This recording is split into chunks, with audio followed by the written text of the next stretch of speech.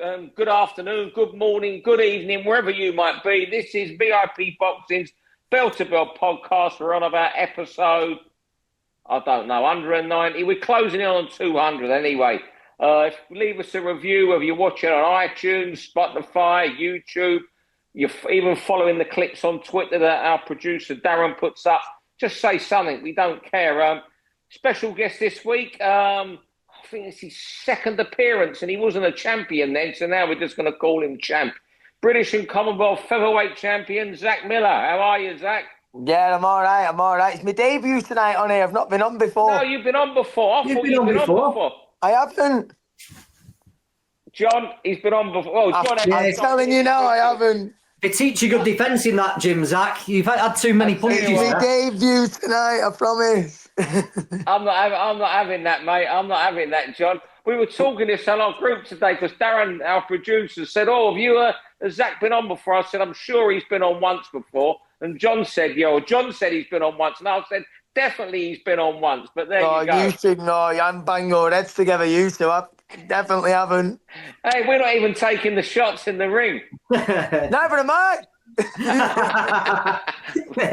Well, I'll tell you how it works, Zak. We chat for 3 minutes each subject. We're not going to keep you here all night. You've got a lot to do there. Presume you're in Ashton Underline, where I live as well. Yeah, I've got to get my tea on. Right. Well, what we do, 3 minutes every round, 10 seconds before the end of each round, a buzzer starts, end of the 3 minutes, John rings a bell, and we zip our lips. How many rounds are we on? 6? Six. You don't do 6-rounders anymore. No, 12-round fighter, me, Steve. 12-round, yeah. Get going after 6. Yeah, right. Well, I tell you what, you're going to get going after 1 tonight. John, are you ready to? All ready to go. Right. So I'll start us off this week. Round 1. Nick Ball's kick at TJ Dehenny. Whoa! I just think he was so lucky to escape disqualification. I know he had him in that headlock or something, but whoa! I can't believe how soft Michael Alexander was for him. And if there'd been an instant disqualification, I don't think there would have been too many moans at it. I think Nick sort of hinted at that himself at the press conference or in interviews I've seen afterwards. I just thought it was just crazy what he did, and he was dicing with so much there. Could have cost him a big chunk of his career. It could have took him 12, 18 months to get back in contention. Your guys' opinion? You were there at ringside. Yeah, I was actually there. I was actually at the angle where TJ had Nick in the headlock, and he held him there for a good probably 4 or 5 seconds, and then Nick obviously retaliated.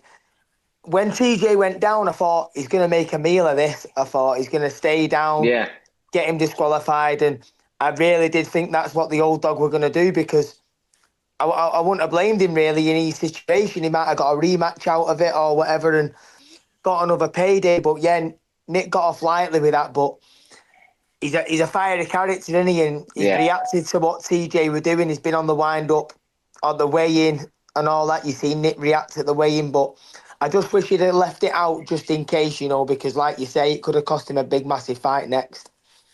I tell you, imagine if that had happened in like round 5 or 6 when the tide had begun to, and TJ started thinking, realising he weren't going to win. Then he would have stayed down. But like you, if he'd stayed down, then he would have been the new champion, and he could have pretty much demanded his purse for a rematch. But if you go by the letter of the law, it was a disqualification. Yeah, right. Oh, if that had been TJ doing that, I'm just convinced. We saw it the other weight with a home fight with Steve Willis the other week. Was it in New York? The other, I'm not sure it was New York or the other week. But if it had been the other way, I think it would have been an instant disqualification. You know what? The fact though that Nick admitted it afterwards, he was lucky. I think it's something he'll learn from, and he'll know never to do anything like that again. Not that he's be in the situation to, but I don't think we'll see a repeat of it with him. But the fact that he's put his hands up and admitted he got away with one. Exactly. If you'd seen an opponent do that, would you use that? If you fought him, would you realise you could get to him? If I was the one who got kicked? No, if you were watching from the outside and you seen you can wind someone up and get a reaction, would you use that? It depends, John. I think once they've started biting, you sort of know you can get a reaction out of them anyway. But I think I'd be that switched on come fight night. I don't think I'd be trying to look to get any reactions. To just be focused on what I've got to do. Do you know what I mean? Yeah. But you can wind them up beforehand, yeah. Round 2, John, over to you. Ben Whittaker changing trainers. They announced it last week. Ben Whittaker going over with Andy Lee. Seems to have took him a little bit of time to work out what he's doing, Ben. But on the sounds of it, it sounds like a good idea to me, going over with Andy Lee. You know, Andy was a tall, rangy guy who you could use his leverages and turn it, you know, he's a big puncher. And maybe one of the one things Ben needs, as well as to, I think he needs to work on his stamina, maybe work rate a little bit, so he's not as easy to tire down. Maybe a little bit of added weight to his punch, just to give people something to think about. I think Andy Lee won't stand for any messing about, and he can certainly teach him how to add a little bit of weight on his shots. So from the outskirts, it looks like a pretty good move to me, that. Yeah, it does seem like a good move, but I think Ben's done a lot of his career up to now on his own in the gym. He's been training, and there's not been other training partners with him and stuff. So I think going there with other lads in the gym with him, it's healthy competition in the gym.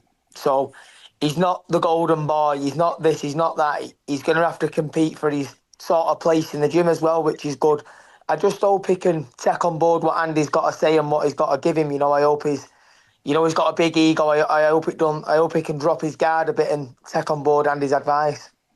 Yeah, look, he's obviously gone to the man of the moment when it comes to trainers, Andy Lee. He's doing a brilliant job, very intelligent man, very articulate, and his results speak for themselves. So, but again, you know, what I will say, it's always the trainers get the blame. But, you know, like Joby Clayton, I think you touched on it there, Zach. Joby's had him since for years and years and years. And I think a lot of it was what you were saying, in that gym just by themselves all the time, weren't they? Because you know Joby, he's quite an intense sort of, I don't mean this in a critical way, intense sort of character. I've seen him in one or two interviews, you know, and he speaks of intensity. And when he was with Ed, that little spell with Joshua, and you could just see he had that intense about him. And I think it might be a lot more relaxed as well in the gym with Andy and other people around him, that an atmosphere he's not used to. Yeah, as well with Joby, it's like a father figure to him as well, isn't it? Yes. It could be touching family, whereas sometimes that might not work, it might work, I don't know, but I think it's a good move for Ben.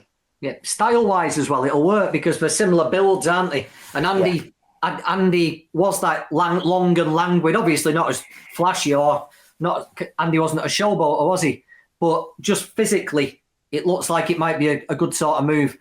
Plus, look how the fighters have turned around there. Paddy Donovan, you would have said, was a flashy guy who needed to add a little bit more steel. And when we saw him against Lewis Crocker the other week, he outmanned Crocker as well as outboxing him. So and Crocker's a big man as well at that weight. Round 3, your first topic, Zach. Boxing brothers. Who are the best brothers in boxing? Who have you loved? Tell us who you don't love, or whatever you want to tell us. Speak boxing brothers to us. Yeah, well, I was at the show the other night and I've seen the Birchall brothers, you know, they're only just starting out, but you've seen them all in the ring together at the end of the fight, and it must be great, you know. You've probably knocked 10 bells out of each other from being kids and dead competitive over anything. It might have been FIFA, who can get to the shot the fastest, but it looks great, you know. And like you say, I was talking to Jack the other night, he's obviously got a brother, Tom Rafferty, but when you look at the Smith brothers, the mum and dad must be so proud on what they've done, and it must be healthy competition between, well, the four of them, you know. It's great. Then you've got the Charlo twins over in America there. They've smashed it, haven't they? And I just think, I'm an only child, and I think, how good would it have been to have a brother who does the same job as you? Do you know what I mean? It's great. I think it's good. I'm a spoilt brat like you, only child. Yeah. I got a dog instead of a brother. You know what? You talked there about, you know, the Birchalls in the ring with each other. It just simply flashing back to the Copper Box many years when Liam Walsh, Ryan Walsh, Michael all made their debut on the same bill. And I forget who the third one was who boxed. But in the ring afterwards, the one of them who boxed earlier, most probably Michael, because he was a bit more touched than the rest of them, was doing like somersaults and backflips in the ring afterwards. And it's just because they'd all come together that night, a night they dreamt of, to share the same bill. And, for the Birchall brothers that the other night, you can say you only get one debut. It's a cliche we hear a lot of boxers say. You can fight for 10 world titles. You only get one debut. But for them two in that ring the other night, what they did as an amateurs at Sharpstar and at Jennings Gym, that must have topped the lot, to be in an arena show on your debut and perform like that. Do you know what the mad thing is? In boxing, how many sets of brothers get to the top? Yeah. We've all played football on Sunday mornings with brothers and things like that. Yeah. But to be like in the home corner on big shows, you're good. But look how many groups of brothers get to title level and then go on and do better than that. There can't be many sports where brothers can dominate like we do. No, even Matthew and Ricky Hatton. Look at them two. Over in Vegas and fighting Canelo and Mayweather. It's good. It's mad, isn't it, what Matthew Hatton achieved? Well, I remember when he first turned pro, you thought a Central Area B, and I'm not... So what he went on to achieve, Matthew, was incredible. Yeah, tough man as well. Tough man.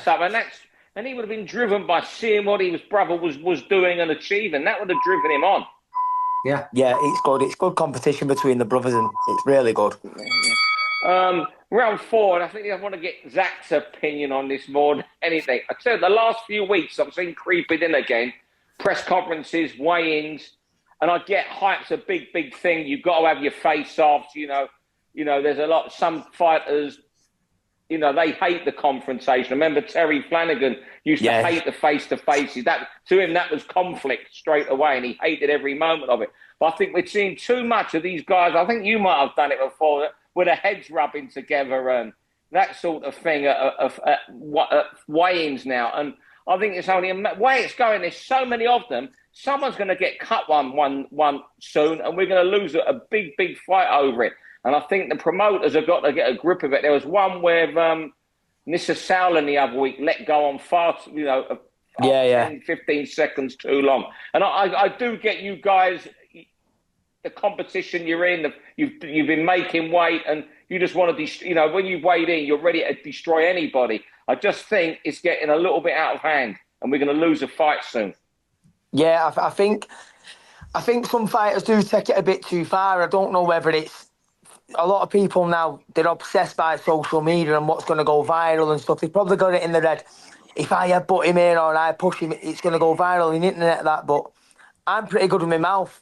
At a press conference, if someone said something to me, I can come back pretty quick, whereas some people don't like the competition, like you said. But it is going to go too far one day, and someone is going to get cut, and it's going to cause fights to be off. It's a little bit too far.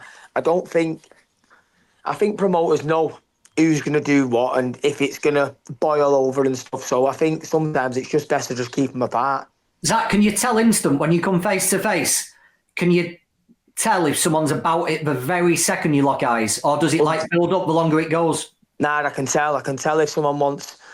I can tell when someone's body language is a little bit different. The way I've probably watched them in a press conference before they fought me, and then when they've come face to face with myself, I get an energy there, what I like, if you know what I mean. I think you know what I'm about. Do you know what I mean? As long as they know that I mean business, I know I've got them. Do you care about breaking away first? You not give a fuck about that? Will you look away first, or do you want to beat them at that? Yeah, I like beating them at that, if I'm honest. Did you find Nathaniel Collins a bit like that? Because I've spent time around him. He's a very decent fella, but he's got that streak in him, hasn't he? I didn't see the fucker till the weigh-in. He didn't do the press conferences around, and then at the weigh-in, I probably brought 100 Manx with me, which was loud, and I think that might have put him off when he was looking at them. He was looking at and smiling and stuff, but yeah, it was good. But with the Abdullah one, I think he was a little best mouthed than he has been in the past. Round 5, John Eubank Ben, the undercard. Yeah, I've not heard anyone talking about this undercard. A couple of good fights on it, and it always struck me on Thursday. I bumped into Liam Smith. Liam Smith against Darren McKenna's a banging fight, isn't it? Yeah. And I've not heard anyone talking about it. Tremendous fight, that. A real crossroads. Aaron was supposed to be in this prize fighter tournament for $1 million, and that's all been cancelled. And he's gone straight in with Liam Smith in a stadium fight on a big show. Liam's got a lot left. We all know Liam, don't we? I don't think Liam is doing it for money. I don't think Liam's hanging around for a payday. Liam's doing it because he likes a fight. And I tell you, Aaron McKenna's going to get a serious fight that night. And then we got yard and half for 3. You know, what's Lyndon got left? Lyndon wants to do himself justice after that. The second fight where he wasn't at the races, was he? And Yard blew through him. What's Yard got left now? You know, he's failed twice at world title level. Are we going to get the best fight of a 3 in the third one? So yeah, some good fights that are just being completely overlooked here on this undercard. You know what? I just think when you said that was your topic, John, I was thinking about it, and I understand it. You know, it's all about Ben Eubank, the way it's being sold. I mean, he did, you know, the Piers Morgan YouTube faced off the other night, which is worth, you know, what's that's worth in advertising for that fight. You can't put a price on it, but I don't think, you know, that it hasn't been sold as it's been sold to the non-boxing fan. I think half the people there won't give maybe more than half. Then you're not going to get the hardcore boxing fans there. I mean, you know, you've got Billum Smith and a guy against a good record, and you look at that and you think if anyone in boxing deserves a bit of a gimme, it's Chris Billum Smith. Biddle Riley against Chef Clark. That's a good fight. But I don't think they even need to bother with these. Like you could have put 6 4-rounders on, it would still be doing the business it's doing now. This show, they're not aiming. You know, fair play. They're not aiming at the mainstream boxing fan for this fight. They're aiming in the sports fan as such, the sort of guy who sits in front of Sky Sports telly and buys tickets to big events. Yeah, that was selling out no matter what, wasn't it? Even people who have not watched boxing for years, but they know the dads, they'll be tuning in or wanted to get a ticket. It's selling no matter what, just because of the second names as well. It's a shame because you could get good fights totally lost on the crowd there. Yeah, but I don't give a crap about them watching it. For us watching it at home, I might go down for that, but for people watching it at home, it's going to be good. You know, Smith, who do you pick? Smith and McKenna, who would you pick? Oh, it's hard that. I'd have to say Smith. Yeah, Smith. I'm biased. I love Beef. He's one of my favorite fighters. I'd have to say Smith, yeah. Round 6, final round. Over to you, Zach. Topic I've touched on before. VAR type regular rules in boxing. Yeah, I've heard a couple of people talking about it over the past couple of months or whatever since it come out in football really, and they've touched on it and that. But a big one the other week, last weekend with Brad Strand, you know, with a knockdown, and he stood on his foot. He did go down off a punch, but he was stood on his foot. How do you do the VAR in boxing? You want the fight to continue pretty quick. In football, it can take a couple of minutes for it to get, cleared and stuff. I think it takes far too long and you just want to get the fight back up and running.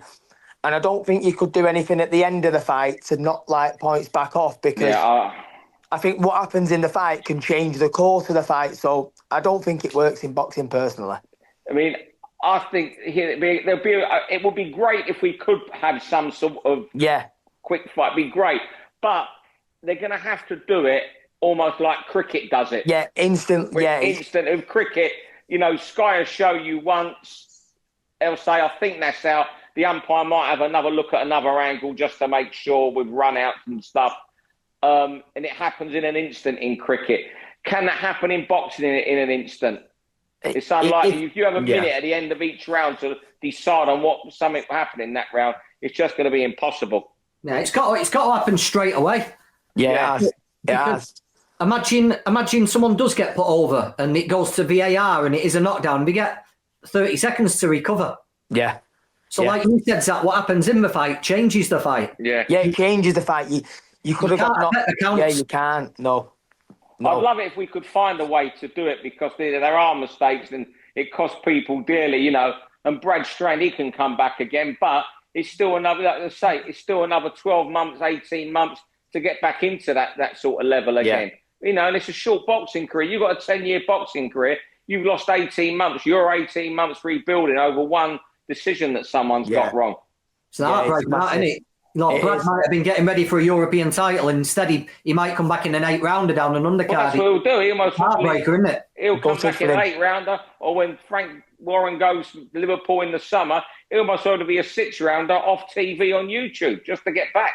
Yeah, it will be. It's a shame for him because I like Brad and he boxed well the other night. Baluta's honourable for anyone, but like you say, with that VAR in boxing, it has to happen instantly, and it's hard to come up with something to do that, I suppose. But they had the replay thing for the Tank Davis fight the other week where he went down. And then he said the monitors weren't working. See? So it's, whether you believe that or not is another matter, isn't it? But, yeah, you're right. Fellas, that flew by that tonight. Blimey. You're a good guest for your second appearance, Zach. Hey, you're testing my marbles here. I'm going to have to have a look. I thought you'd been on before. Have a look. It's because you've wanted me on. That's what it is. That's what it is. Yeah, you're just fulfilling media commitments. Now you're Billy Big Banana, mate, with titles around. You said it. Billy Big Banana. Do you enjoy all the media? Look at that, John. There they are, John. He sits in that chair there. Is it lime green? It might be my computer. You sit in that lime green chair, looking at them, cigar with the smoking jacket on, don't you? Every night, Zach, give the people a look at your Lonsdale belt. Show them the names on it. Oh yeah, hang on. Zach's got a proper Lonsdale belt where it's got all the winners engraved on it. Let me see who's on it. How often do you get that out, Zach? We've got Lee Wood and Reece Mould. And then that was a great fight. That was at Wembley during COVID, wasn't it? Reece Mould gave him a great fight for about 4 rounds. Nathaniel Collins and James Beach Jr. Then Nathaniel Collins and Raza. Who else have we got? Ryan Walsh and Isaac Lowe. Oh, is that, that was a while ago, that one, wasn't it? Ryan Walsh and Reece Bellotti. Yeah. And Ryan Walsh beat Lewis Pauling. Then we've got Nathaniel Collins beat Zak Miller. Yeah. Oh, well, brilliant. What a belt. Well, I'll tell you what. Zach, thanks for joining us this week. Thank you, John Evans, as always. And I'll see you guys next week. Yeah. See you later, Steve. Thanks, everyone, for watching, listening, and thank you, Zach. Great guest. Thank you. And we'll get you on for a third time soon, I'm sure. Whenever you want. Thanks very much. For all boxing info, news and latest interviews, amateur and pro, across the north, click and subscribe. VIP Boxing Promotions. Also, Twitter, Instagram and Facebook.